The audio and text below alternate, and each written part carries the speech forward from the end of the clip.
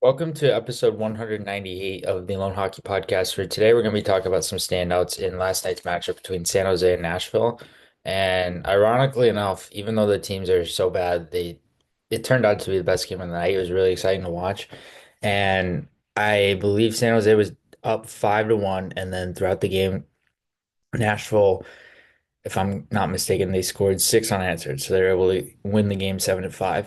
And it was just a really, really unique game, and just how the overall pace of it was going, the fluidity. I felt like Nashville, they looked down and out early on in the game, but they were able to obviously crawl their way back into it and be able to make a comeback. So it was really good for them. And they had a lot of their star guys going, like Philip Forsberg was going. You had Roman Josi who was going.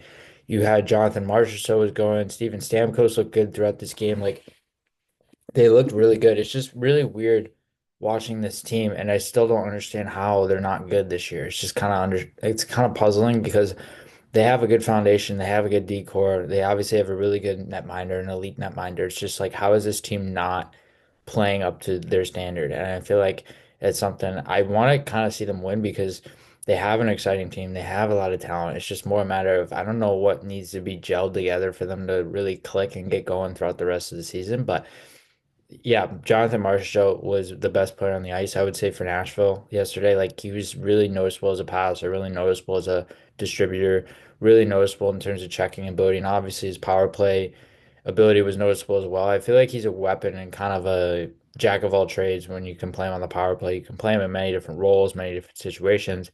He can be net front, he could be bumper, he could work the flanks on either side. Like he's a guy you can really rely upon in many different situations for their power play and be able to have him so many different spots. Philip Forsberg looked awesome yesterday too.